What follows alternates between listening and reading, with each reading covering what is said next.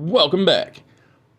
In this episode, I am going to review the Royal Rumble 1991. But before the open rolls and I talk about the Royal Rumble 1991, let me tell you about the link in the description below this video where you can go to the Etsy store and pick yourself up a limited first printing of my 68-page graphic novel, Everlasting Survivors, All Day Long, Volume 1. Check it out. I hope you enjoy. And after the open, I'm going to break down the Royal Rumble 1991.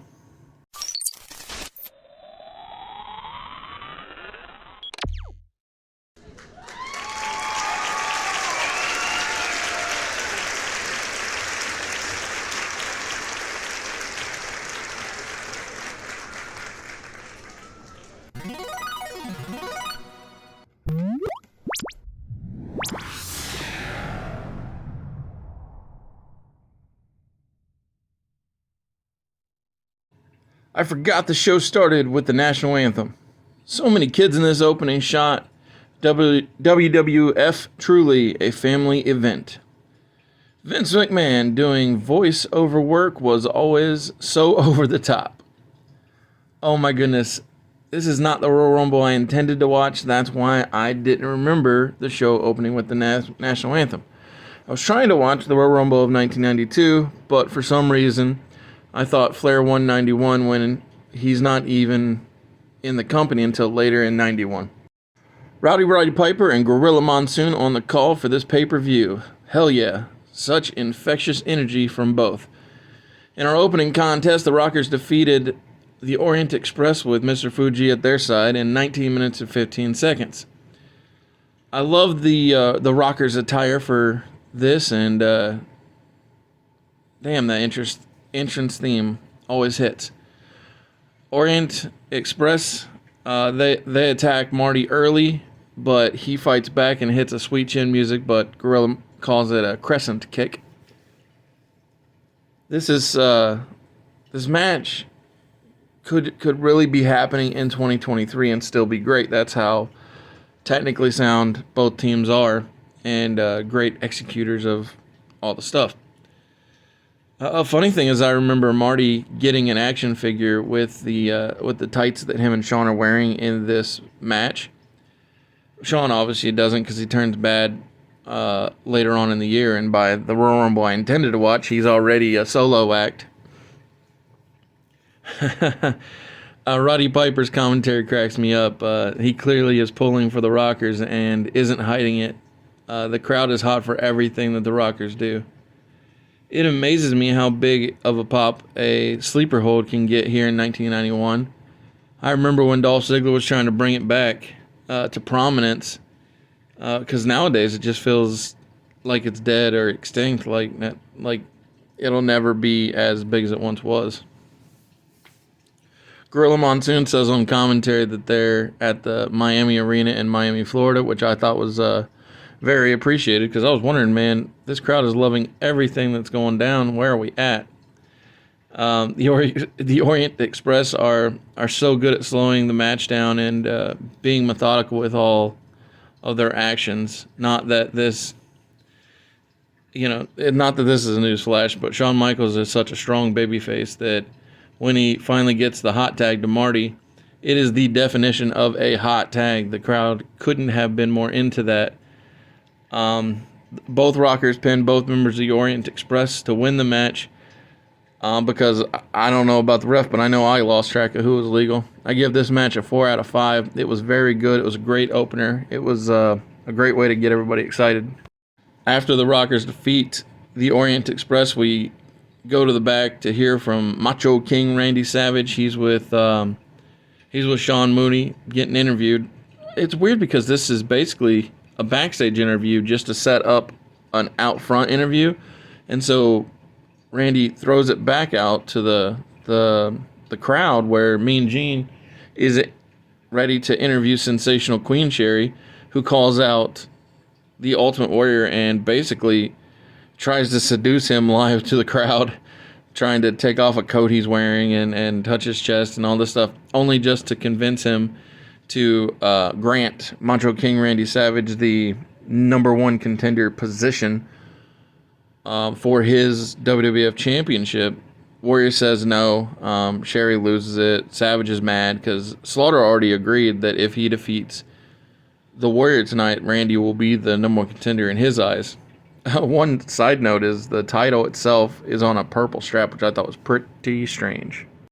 After that awkward backstage promo for the out front promo for the reaction in the back to the promo, we have the Big Boss Man defeating the Barbarian, managed by Bobby the Brain Heenan. The match lasted 14 minutes and 15 seconds. The Barbarian looks like $1,000,000. I never remembered him looking to be in this good of shape, but in 1991 he had a body, on par with any body guy in the company, or any company for that matter. Heenan and Barbarian are killing time on the outside, so this match isn't even a match yet. It's just a bunch of jaw-jacking. My goodness, Bobby Heenan is good at getting the crowd to treat him like he's the worst person on the entire planet. I just love Bobby Heenan. He was so good at his job. Big Boss Man, he hit a big boot as soon as Barbarian got into the ring, which made him powder right back out. And I took a note and I said, if this was 2023 or 2020 anything, that this would have been the place where Big Boss Man would have dived to the outside onto the Barbarian, because every match must have a dive. I was shocked to see Big Boss Man spit in Heenan's face, because Boss Man's a babyface, and that's crazy, but he did, and the commentators loved it. It's amazing how good of a seller the 300-plus pound Big Boss Man is. He's really good at seeming to be in peril while in a bear hug. Another move much like the sleeper that seems to have gone extinct. While watching the bear hug spot, I was thinking to myself that it's interesting to think that the Barbarian and WCW's Ming, but currently WWF's King Haku, who later go on to be called the Face of Fear, are both in the Heenan family at present, or in the 1991 present.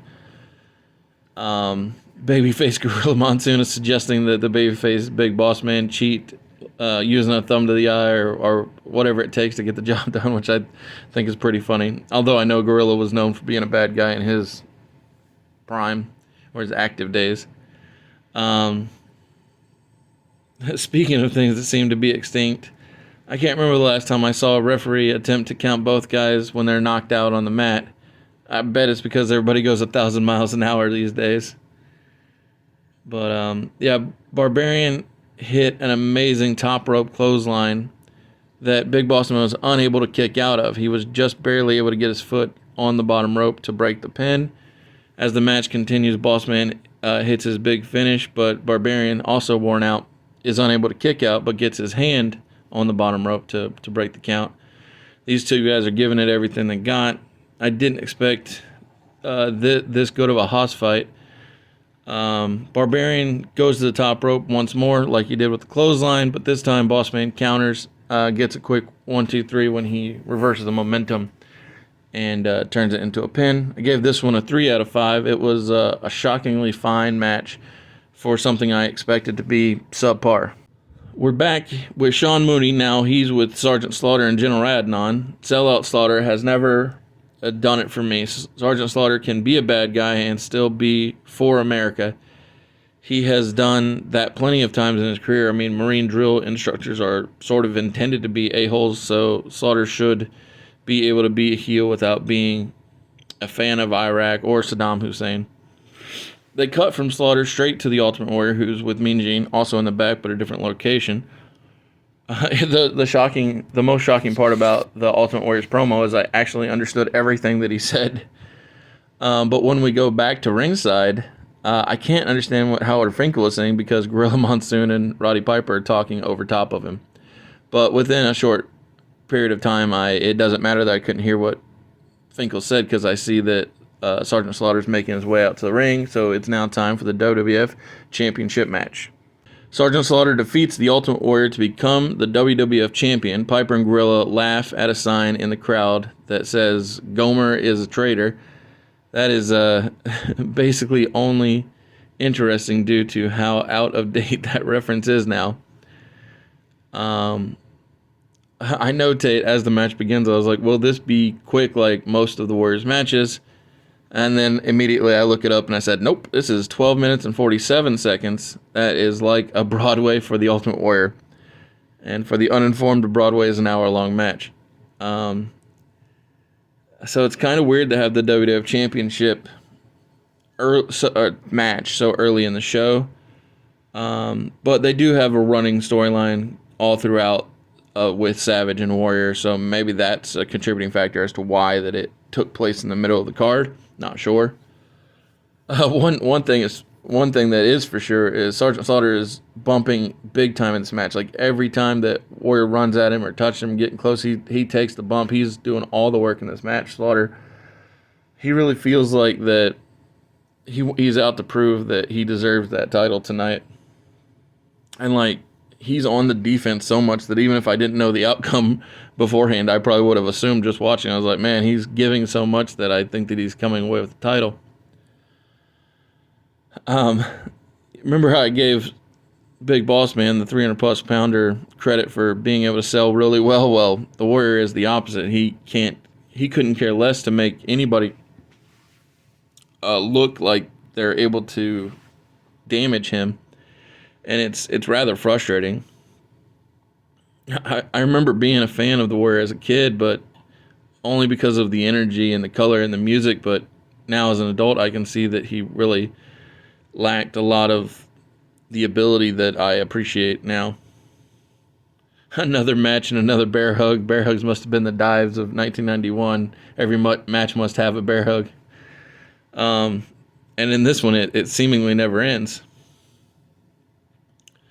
Sensational Sherry and Macho King Randy Savage both get involved earlier in the match. Sherry distracting the referee and Savage hitting Warrior with a staging lighting rig as a weapon. But that was to no avail, and they departed and came back. And the second time, when Sherry distracts the ref, and this time Savage hits Warrior with his scepter, and that's when Slaughter's able to win the match. And the fans are mad, but I'm just glad the match is over. Post-match, Warrior, before the scepter shot, Warrior, he gorilla press slammed Sherry from inside the ring to out, and it was rather impressive. But the match in and of itself, I thought, was subpar. It was just barely passable at a 2 out of 5 star match. One funny thing is they air a WrestleMania promotional piece, and I'm shocked they didn't edit this out of the Peacock version, because they're promoting how that WrestleMania is going to be at the LA Memorial Stadium that can hold over 100,000 people, but that isn't what goes down in real life. And so I guess, laziness wins out over looking foolish, because that's why I assume that's why they kept it in. After they promote the WrestleMania in a place it's not going to be, we see that Koko Ware, the Birdman, is already in the ring getting that jobber treatment. He's taking on the Mountie. The match lasts way too long at 9 minutes and 12 seconds. It's complete and total filler. Why is this on a pay-per-view? Jimmy Hart comes to the ring with the Mountie. And, Jimmy's probably the number 2 manager at the time currently, but the biggest spot of the entire match if you can call it that, but of this thing is Jimmy Hart talking trash to Frankie the Bird. And obviously the Mountie was going to win. He was going to win the whole time. And I would suggest passing this if you're going to watch the show, just because it's useless. It's weird. It seems like every promo segment is either Savage, Warrior, or Slaughter. They are like, why are they trying to kill so much time is what I don't understand.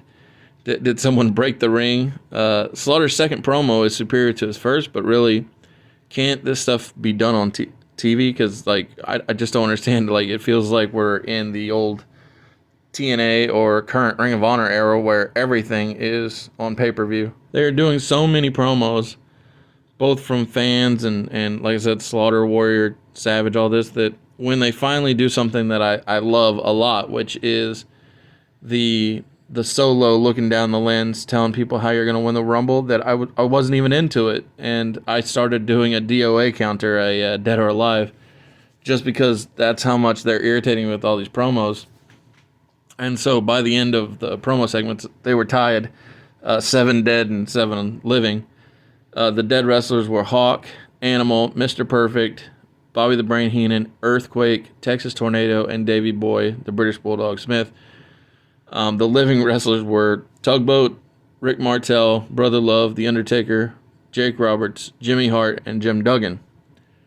I was just like, my God, they're killing more time, because now we're in the back with the $1 Million Man, who talks about how he's the best partner because he bought his partner, and it's Virgil, blah, blah, blah. Virgil's very mad, but I am so sick of all these wasted time promos. Finally, once we get done with all the promos, whether it's fans or wrestlers or whatever, we finally get to hear he's just a common man when the American Dream and his son Dustin Rhodes make their way to the ringside. This is a great time for pro wrestling music, because even the opponents, Ted DiBiase and Virgil, have great music themselves.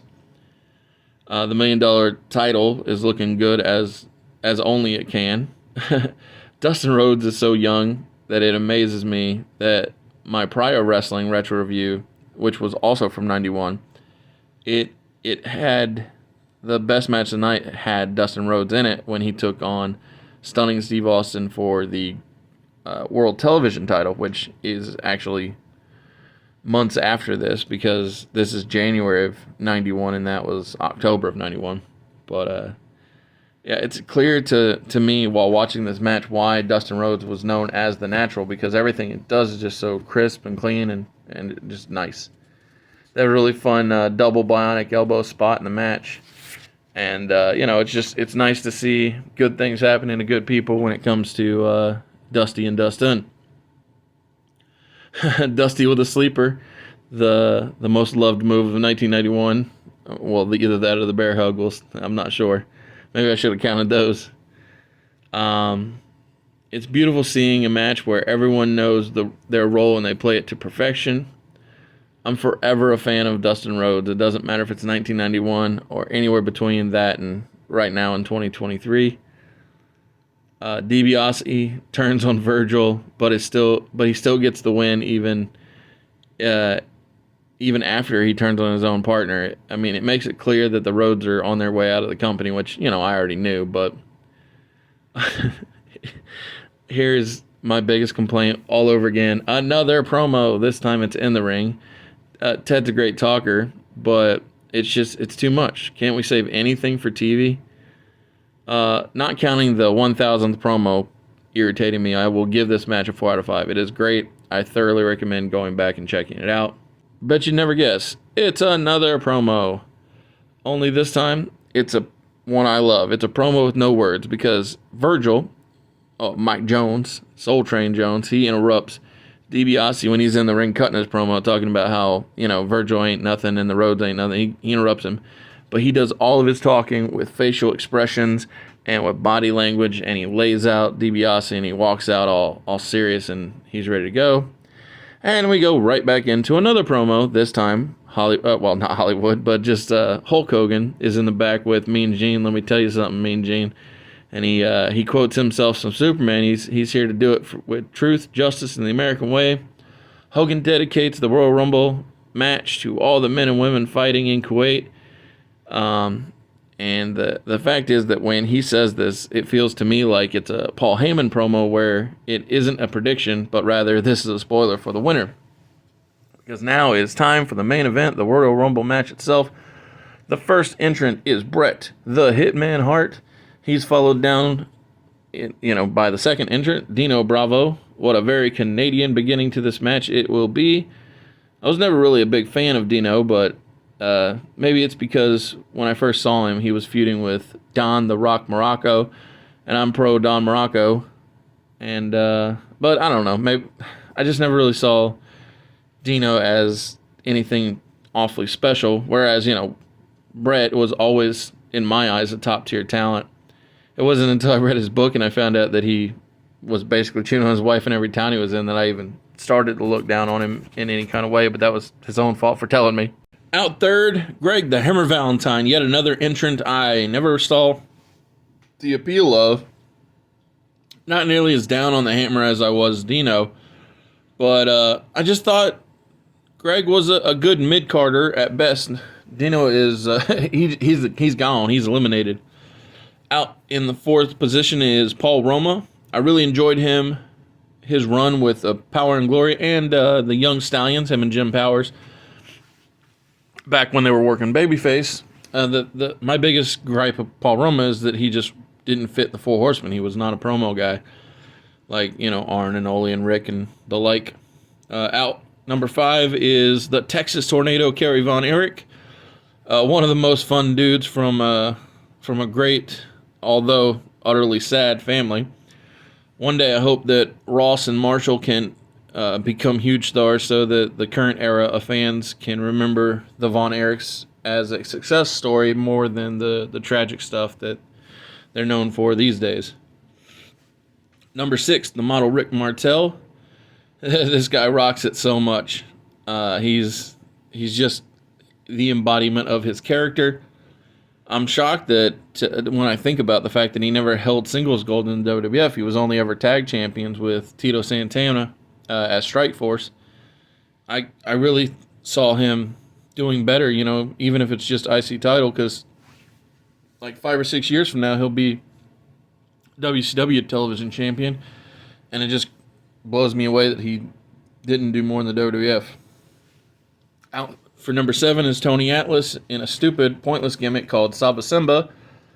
This name helped him zero, and all the name change did was allow WWF to ignore his past and how he was one of the 2 first black men to hold championships, him and, Soul Man Rocky Johnson. Number 8, Bushwhacker Butch. Never really a fan of the Bushwhackers. I know they're meant for kids, but even, Kid Oz thought that dudes licking people's faces or heads was weird. Saba Simba's out, so was I right? Did this help Tony Atlas? Not at all. Jake the Snake is number 9. He goes straight for Martel because we are building toward the infamous blindfold match between the 2 men at WrestleMania. And so they both exit the ring, and a referee pretends like they're going to disqualify them by counting to 10 when they're on the outside because they didn't get eliminated, so they act like that's a rule, but I've never seen somebody get disqualified for being outside of the Rumble, which is funny. They do inevitably work their way back in, and Hercules, the second half of Power and Glory, is on his way out. I'm kind of shocked that he was never a part of the New World Order. He just feels perfect for that lower tier that, like Crush and, Bryan Adams at the time, and like Stevie Ray filled for the New World Order. Number 11 is Tito Santana. According to Bruce Pritchard, he was the second choice behind Bret Hart, or the other name being discussed to dethrone Ric Flair when he leaves the company in a couple of years. I just always thought it was strange that they considered making Tito the top guy, but never gave Martel that same opportunity. Number 12 is the Dead Man, The Undertaker, with Brother Love, the man I was just talking about. This young undead wizard zombie eliminates Bret Hart and completely no-sells everything that people throw at him. He's super jacked, and I can't believe that Ole Anderson told him that nobody would ever pay it or buy a ticket to watch him wrestle. 13 is Jimmy Snuka, coming out in long tights, which is unusual. Nowadays, the only thing I can think of when I see Snuka is his Dark Side of the Ring episode. They did such a good job of keeping that protected for so long that I had, maybe I heard a rumor, but it was never that big of a deal until Dark Side of the Ring came out. Undertaker eliminates Butch from the Bushwhackers. We're quickly approaching the halfway mark when number 14, Davey Boy, the British Bulldog, makes his way out. He's running down. He's the quickest boulder I've ever seen. Just a walking mass of muscle, full of energy. Davey's 100% a dude that I could have seen be WWF champion, especially if Diesel didn't have that complete calendar year as champion. I could have seen like Davey dethroning Diesel, and then maybe Razor taking the title off of Davey to put the title back on let's say Shawn or Brett or Diesel or any number of variations thereof in that type of conversation. I mean, heck, even Owen Hart could have been in the mix back at that time. But hey, whatever. It is what it is. Can't go back. Number 15 is Demolition Smash. He's a guy that, yes, I know he gets that Repo Man run shortly, and he did get a dumb golf gimmick on WCW like Saturday Night or Pro or whatever. But Barry Darsow is a guy that I thought it was weird he never got that serious singles try. At least he's got a great voice, and he's solid. He's a massive dude. Like, it's strange to me that he never got that shot. But right after Demolition Smash at 15 is number 16. Looky. It is the Legion of Doom's Hawk.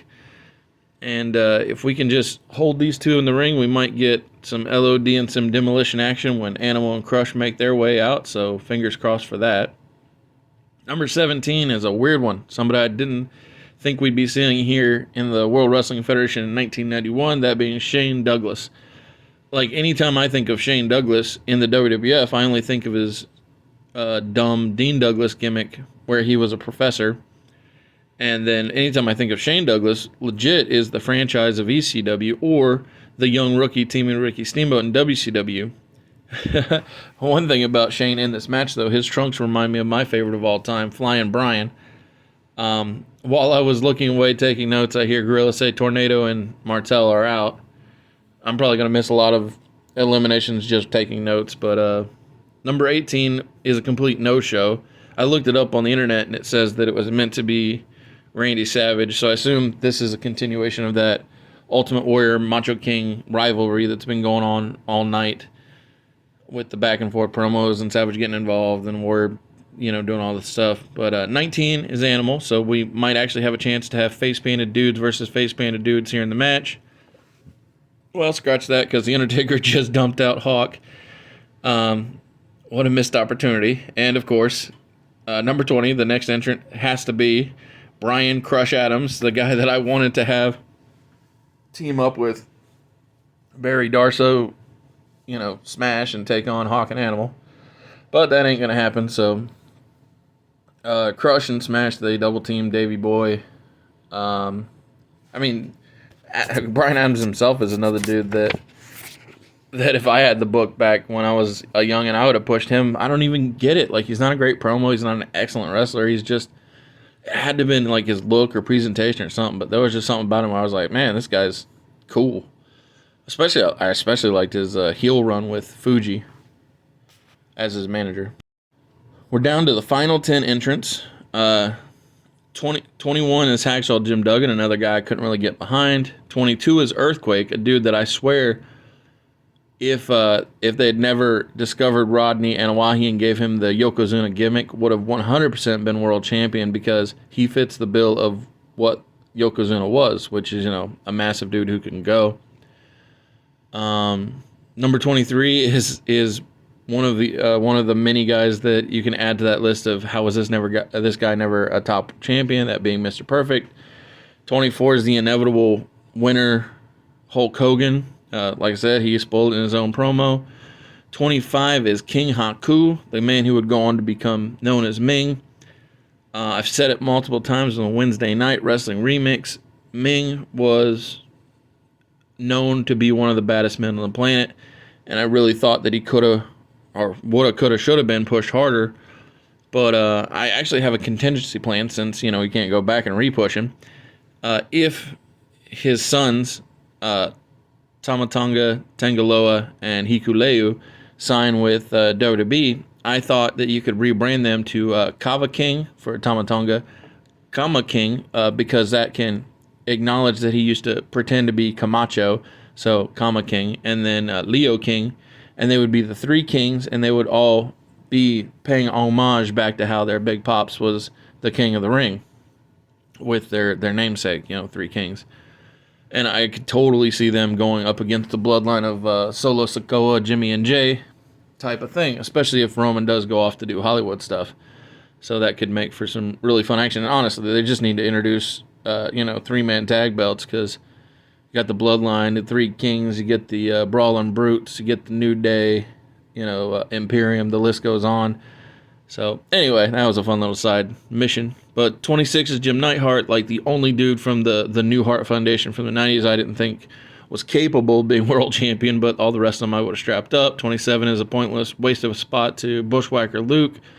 28 is Brian Knobbs from the Nasty Boys, no Jerry Sags.